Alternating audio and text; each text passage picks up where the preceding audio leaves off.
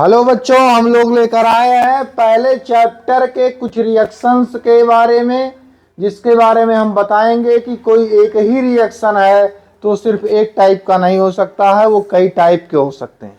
इससे पहले हमने पढ़ा था कि कॉम्बिनेशन रिएक्शन क्या होता है। कॉम्बिनेशन का नाम ही बेटा कॉम्बिनेशन।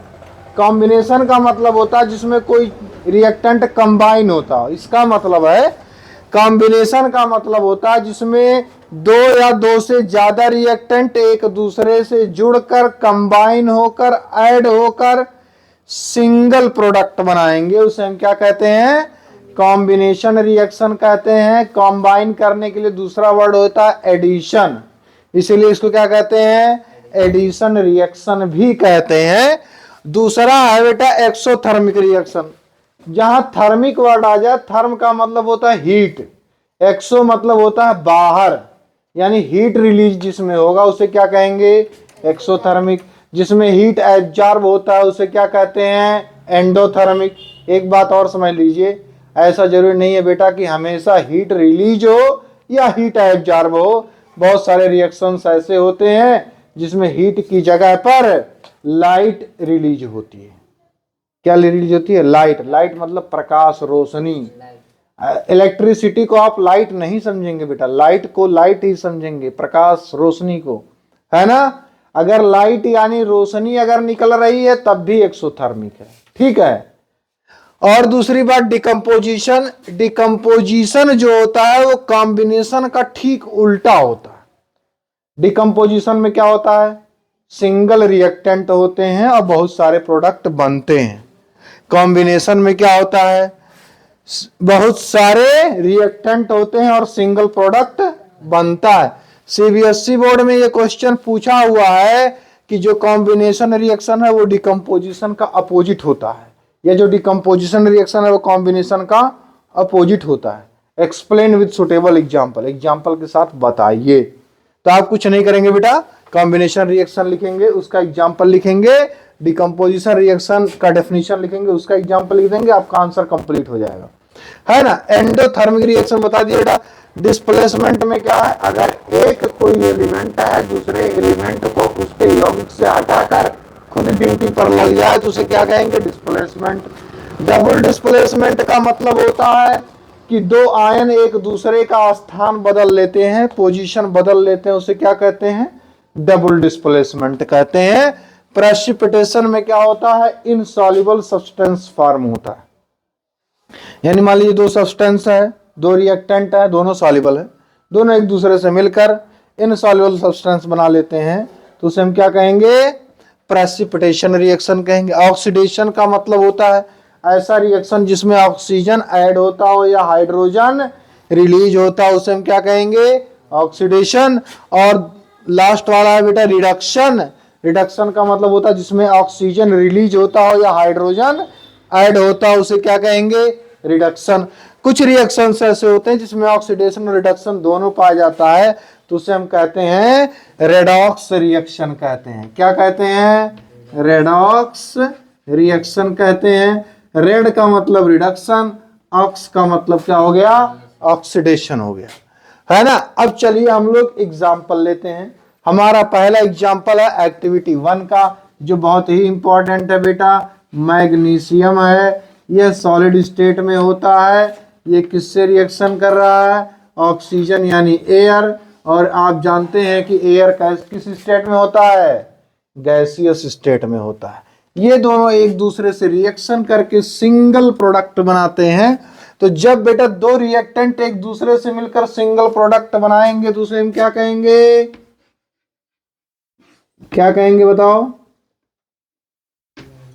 उसको हम कॉम्बिनेशन रिएक्शन कहते हैं। दो रिएक्टेंट एक दूसरे से मिलकर अगर सिंगल प्रोडक्ट बनाएंगे तो उसे हम क्या कहेंगे? Combination reaction. यानी ये क्या है बेटा? यह कॉम्बिनेशन रिएक्शन है। क्या है? कॉम्बिनेशन रिएक्शन है। और दूसरा देखते हैं, अगर कोई एलिमेंट ऑक्सीजन से रिएक्शन कर रहा है तो उसको बेटा हम कहते हैं ऑक्सीडेशन। यानी ये क्या है? ऑक्सीडेशन है। क्या है? ऑक्सीडेशन है। और तीसरी बात जान लीजिए कि अगर कोई भी एलिमेंट ऑक्सीजन से रिएक्शन करने का मतलब है, जान लीजिए कि वहां बर्निंग हो रहा है। बर्निंग और कंबशन एक ही चीज है, ठीक है। बर्निंग और कंबशन एक ही चीज है। ऑक्सीजन से कोई भी रिएक्शन करे तो उसे क्या कहेंगे, बर्निंग या कंबशन कहेंगे। और उसके बाद देखेंगे बेटा एडिशन रिएक्शन हो गया। और एक बात जान लीजिए, हमने एक्टिविटी में देखा था कि मैग्नीशियम जब ऑक्सीजन से रिएक्शन करता है तो डैजलिंग लाइट के साथ जलता है, चमकदार लाइट। अगर लाइट रिलीज हो रही है तो लाइट क्या है, एक टाइप की एनर्जी है, यानी एनर्जी रिलीज हो रही है। अगर एनर्जी रिलीज हो रही है तो उसे हम क्या कहेंगे बेटा, एक्सोथर्मिक कहते हैं। क्या कहते हैं, एक्सोथर्मिक रिएक्शन कहते हैं, है ना। यानी कभी कभी एग्जामिनर क्वेश्चन अब ये पूछने लगे हैं, ये पूछते हैं कि भाई ये किस टाइप का रिएक्शन है, तो आपने बता दिया। अब ये एग्जामिनर पूछने लगा है कि यह रिएक्शन जो है कितने टाइप के हो सकते हैं, तो लिखता which of the following is not correct. तो अगर ये चारों जानते हैं, इसके अलावा कोई दूसरा ऑप्शन देता तो आप लिखेंगे, है ना। और उसके बाद दूसरा एग्जाम्पल है बेटा कि एक्टिविटी नंबर 2 है, पोटेशियम आयोडाइड है। क्या है, पोटेशियम आयोडाइड है। पोटेशियम आयोडाइड किस स्टेट में होता है, एक्वस होता है। एक्वस का मतलब है कि ये पानी में घोला गया है, यानी पोटेशियम आयोडाइड का सॉल्यूशन है। पोटेशियम आयोडाइड का सॉल्यूशन है। और सॉल्यूशन कैसे बना बेटा, पोटेशियम आयोडाइड को वाटर में डिसॉल्व करके बनाया गया है। इसके लिए वर्ड यूज करते हैं AQ, यानी एक्वस, ठीक है। पोटेशियम आयोडाइड किससे रिएक्शन कर रहा है बेटा, लेड नाइट्रेट से रिएक्शन कर रहा है। किससे रिएक्शन कर रहा है, लेड नाइट्रेट से रिएक्शन कर रहा है। यह भी क्या है, एक्वस है। इससे क्या बन जाएगा, लेड आयोडाइड बनेगा, यानी PbI2 बनेगा। यह क्या होगा, सॉलिड स्टेट में होगा। और प्लस पोटेशियम नाइट्रेट बनेगा। क्या बनेगा, पोटेशियम नाइट्रेट बनेगा, है ना। रिएक्शन चेक कर लेते हैं। यहाँ 2 पोटेशियम है, वहां भी 2 पोटेशियम है। यहाँ 2 आयोडीन है, वहां भी देखिए PbI2 में 2 आयोडीन है। यहाँ एक ही Pb है, वहां भी एक ही Pb है। Pb का मतलब होता है प्लम्बम, यानी लेड। NO3 यहाँ 2 है बेटा, यहाँ भी NO3 2 है। इससे पता चलता है कि जो रिएक्शन है वो बैलेंस्ड है। रिएक्शन कैसा है, बैलेंस है ना। आप लोग जान लीजिए, नोट कर लीजिए बेटा, ये पोटेशियम आयोडाइड है, ये लेड नाइट्रेट है, यह लेड आयोडाइड है, यह पोटेशियम नाइट्रेट है। इसमें हम देख रहे हैं कि जो पोटेशियम है, पोटेशियम की जगह कौन ले रहा है, लेड ले लिया। और लेड की जगह कौन ले लिया, पोटेशियम ले लिया। तो दोनों एक दूसरे का क्या कर रहे हैं, जगह बदल ले रहे हैं। जब 2 रिएक्टेंट एक दूसरे के आयन को आपस में एक्सचेंज कर लेंगे तो उसे हम कहते हैं बेटा डबल डिस्प्लेसमेंट रिएक्शन। तो ये क्या हो गया, ये डबल डिस्प्लेसमेंट रिएक्शन हो गया। क्या हो गया, डबल डिस्प्लेसमेंट रिएक्शन हो गया, है ना। क्या हो गया, डबल डिस्प्लेसमेंट रिएक्शन। और दूसरा देखिए, दूसरा है जो PbI2 है, ये येलो प्रेसिपिटेट बना रहा है। ये प्रेसिपिटेट के लिए PPT लिखा रहता है बेटा, प्रेसिपिटेट के लिए क्या लिखा रहता है, तो ये क्या येलो प्रेसिपिटेट बना रहा है, इसलिए इसको हम क्या कहते हैं, प्रेसिपिटेशन रिएक्शन कहते हैं। क्या कहते हैं, प्रेसिपिटेशन रिएक्शन कहते हैं। अब इसमें कुछ कंपाउंड्स हैं जिनके बारे में आप थोड़ा जान लीजिए। यहां देखिए पोटेशियम आयोडाइड है, K पर 1 पॉजिटिव होता है, आयोडीन पर 1 निगेटिव होता है, इसलिए इसको Ki लिखते हैं। लेड पर देख लीजिए बेटा, लेड पर 2 पॉजिटिव होता है, और NO3 पर एक निगेटिव होता है, इसलिए PbNO3 का होल ट्वाइस लिखते हैं। और दूसरी बात जान लीजिए, यहाँ भी Pb पर क्या है, 2+ चार्ज है और I पर एक निगेटिव चार्ज है, इसलिए इसको क्या लिखते हैं, PbI2 लिखते हैं। और दूसरी बात फिर जान लीजिए, पोटेशियम नाइट्रोट में K+ है और NO3 माइनस चार्ज है, इसलिए इसको क्या लिखते हैं, KNO3 लिखते हैं, है ना। अब समझिए फिर से डबल डिस्प्लेसमेंट को, पोटेशियम और लेड ये दोनों आयंस एक दूसरे को डिस्प्लेस कर रहे हैं, या यूं समझिए आयोडीन और नाइट्रेट एक दूसरे को क्या कर रहे हैं, डिस्प्लेस। ये इसकी जगह ले लिया, ये इसकी जगह ले लिया, तो इस तरह से ये क्या हो गया, डबल डिस्प्लेसमेंट रिएक्शन हो गया। क्यों डबल डिस्प्लेसमेंट रिएक्शन हो गया, क्योंकि यहां क्या हुआ है, एक्सचेंज ऑफ आयंस। अगर आयंस का एक्सचेंज हो जाए तो उसे हम क्या कहेंगे, डबल डिस्प्लेसमेंट रिएक्शन कहेंगे। क्या कहेंगे बेटा, डबल डिस्प्लेसमेंट रिएक्शन कहेंगे। ये एक्टिविटी 1 था, ये एक्टिविटी नंबर 2 है। इसके बाद हम लोग देखते हैं एक्टिविटी नंबर 3 देखते हैं। जो एक्टिविटी होता है वो बहुत ही ज्यादा इंपॉर्टेंट होता है। एक्टिविटी से बहुत सारे क्वेश्चंस केमिकल रिएक्शन के पूछे जा चुके हैं, इसलिए केमिकल रिएक्शंस के एक्टिविटी पर आप ध्यान देंगे। बहुत सारी जगहों पर डायरेक्ट इसके डायग्राम्स पूछ लिए गए हैं। क्या पूछ लिए गए हैं, डायग्राम्स। तो जो डायग्राम पूछा गया है वो भी बहुत इंपॉर्टेंट है, तो डायग्राम को जानना बहुत ही ज्यादा जरूरी है। लेकिन उसके लिए हमने स्पेशल वीडियो बना रखा है बेटा। बोर्ड पर सारा बता पाना सही नहीं है, क्योंकि बहुत ज्यादा टाइम ले लेता है लिखने में, है ना। तो आपका भी टाइम लगेगा, मेरा लगेगा, तो इसलिए मेरा टाइम आपका टाइम, आपका टाइम मेरा टाइम। तीसरी एक्टिविटी है बेटा कि जिंक है। जिंक किस स्टेट में होती है, सॉलिड स्टेट में। जिंक किस स्टेट में होती है, सॉलिड स्टेट में होती है। और जिंक का जो कलर है वो ग्रे कलर का है, ये बहुत इंपॉर्टेंट चीज है। जिंक किस कलर का है, ग्रे कलर का। ये किससे रिएक्शन कर रहा है, सल्फ्यूरिक एसिड से रिएक्शन कर रहा है। और सल्फ्यूरिक एसिड कैसा है बेटा, डाइल्यूट सल्फ्यूरिक एसिड है। डाइल्यूट सल्फ्यूरिक एसिड का मतलब है कि पानी में सल्फ्यूरिक एसिड को धीरे धीरे मिलाया जाता है। कैसे, सल्फ्यूरिक एसिड में हम पानी नहीं मिलाएंगे, विस्फोट हो जाएगा। हाईली एक्सोथर्मिक रिएक्शन है। जिस कंटेनर में रहेगा वो कंटेनर ही डिजॉल्व हो जाएगा, पिघल जाएगा। इसलिए हम क्या करेंगे, वाटर में H2SO4 को डालेंगे, लेकिन थोड़ा थोड़ा डालेंगे। कैसे डालेंगे, उसको हम लोग कहते हैं डाइल्यूशन। क्या कहते हैं, डाइल्यूशन। तो H2SO4 से ये रिएक्शन करेगा तो ये क्या बना लेगा बेटा, ZnSO4, जिंक सल्फेट बना लेगा। और प्लस हाइड्रोजन गैस रिलीज होगी। क्या रिलीज होगी, हाइड्रोजन गैस। देखिए जिंक कैसा है बेटा, ग्रे कलर का है। सल्फ्यूरिक एसिड कैसा होता है, कलरलेस होता है। कैसा होता है, कलरलेस। और जिंक सल्फेट कैसा है, कलरलेस है। ये ग्रे कलर का है, ये कलरलेस है, ये कलरलेस है, ये भी कलरलेस है। तो भाई ग्रे कलर गायब हो गया ना।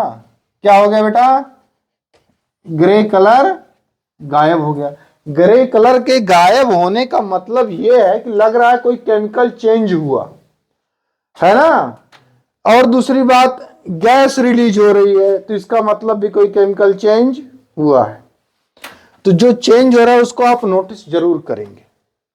H2SO4 क्यों लिखा है बेटा, देख लो, H+ है और SO4 माइनस चार्ज है, इसलिए इसको हम क्या लिखते हैं, H2SO4 लिखते हैं। देखिए 2 माइनस चार्ज यहाँ, तो यहाँ 2 आ जाएगा, 1 यहाँ चला जाएगा, तो H2SO4 हो जाएगा। ZnSO4 का होल ट्वाइस नहीं है, क्यों, क्योंकि Zn पर 2+ होता है और SO4 पर 2 माइनस चार्ज होता है। तो Zn पर जब 2+ है और SO4 पर 2 माइनस है, तो ये दोनों एक दूसरे को क्या कर देंगे, कैंसल कर देंगे।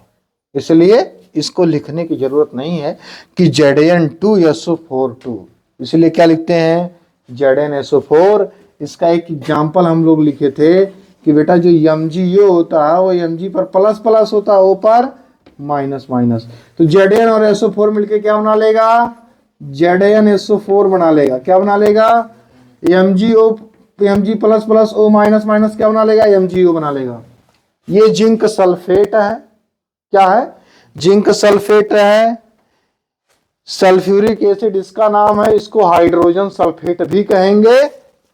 ये क्या है बेटा जिंक है।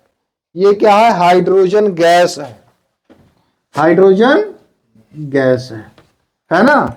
तो ये बहुत इंपॉर्टेंट। अब देखिए ये रिएक्शन किस टाइप का है। ये रिएक्शन जिंक क्या कर रहा है हाइड्रोजन को उसकी जगह से हटा दे रहा है ना। तो ये क्या हो गया बेटा डिस्प्लेसमेंट रिएक्शन हो गया। क्या हो गया डिस्प्लेसमेंट रिएक्शन हो गया। ये बहुत इंपॉर्टेंट है। ये क्या है जिंक जो है क्या कर रहा है हाइड्रोजन को सल्फ्यूरिक एसिड से हटा दे रहा है ना। तो ये क्या हो जाएगा जिंक किसकी जगह ले लिया हाइड्रोजन की। क्या हाइड्रोजन जिंक की जगह लिया बिल्कुल नहीं। इसलिए ये क्या हो जाएगा डिस्प्लेसमेंट रिएक्शन हो जाएगा।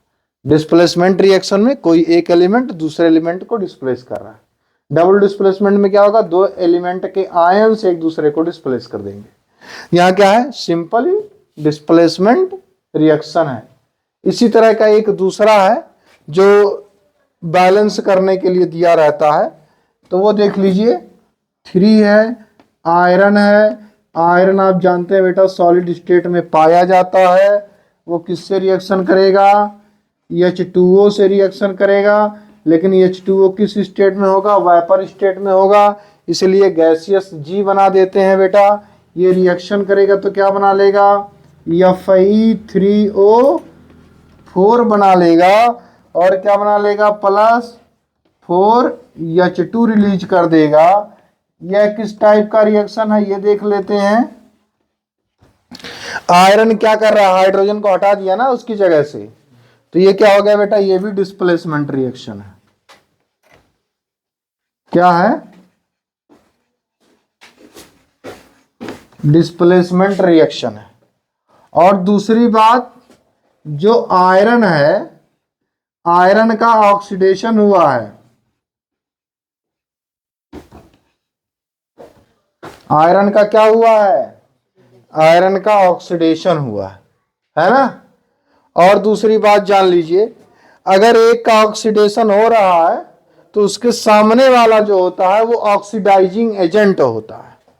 क्या होता है ऑक्सीडाइजिंग एजेंट होता है। यानी जो H2O है वो क्या है ऑक्सीडाइजिंग एजेंट है। क्या है ऑक्सीडाइजिंग एजेंट है ना। ऐसे बेटा डेली हम क्या करेंगे 4 रिएक्शन लिखवाएंगे और वो कितने टाइप का रिएक्शन हो सकता है ये सब जानना जरूरी है। क्योंकि अब CBSE बोर्ड एग्जाम में पॉजिटिव तरीके से क्वेश्चन पूछा जा रहा है लेकिन कुछ क्वेश्चंस ऐसे होते हैं जो निगेटिव तरीके से पूछे जाते हैं। जैसे ये नहीं पूछा जाता बेटा स्टूडेंट का नाम बताइए इसमें से कौन स्टूडेंट नहीं है अब ये पहचानिए। तो मान लो अब रिएक्शन दे दिया बेटा देखो डिस्प्लेसमेंट रिएक्शन भी है ऑक्सीडेशन रिएक्शन भी है। अब पूछ लिया कि बेटा कौन सा रिएक्शन नहीं है। तो अब नहीं है यानी कौन सा है ये सब जानना पड़ेगा ना। तो ये डिस्प्लेसमेंट है ऑक्सीडेशन भी है ये सब जानना जरूरी है। कभी कभी कोई रिएक्शन दे देता है और सबूत पूछता है कि ये बताओ कैसे पता चला कि यहाँ रिएक्शन हुआ कैसे पता चला रिएक्शन हुआ। तो जैसे जिंक है जिंक ग्रे कलर का था जिंक को सल्फ्यूरिक एसिड में डाला गया तो कलरलेस हो गया यानी रिएक्शन हुआ। एक पहचान ये है। दूसरी पहचान ये है कि हाइड्रोजन गैस रिलीज हो रही है। क्या रिलीज हो रही है बेटा हाइड्रोजन गैस। तो हाइड्रोजन गैस अगर रिलीज हो रही है गैस रिलीज होगी तब भी हम क्या कहेंगे रिएक्शन हो रहा है। कलर चेंज होगा तब भी क्या कहेंगे रिएक्शन हो रहा है। स्टेट चेंज होगा तब भी क्या कहेंगे। तो ये सब अगर कहीं चेंज हो रहा है तो उसको दिमाग में नोट करने की जरूरत है क्योंकि बोर्ड एग्जाम में चैप्टर नंबर 1 से इस तरह के क्वेश्चन बहुत पूछता है ना। इस तरह से हम बहुत सारे वीडियो बनाते रहेंगे। तब तक आप हमारे चैनल से जुड़े रहिए। धन्यवाद। काट दी था।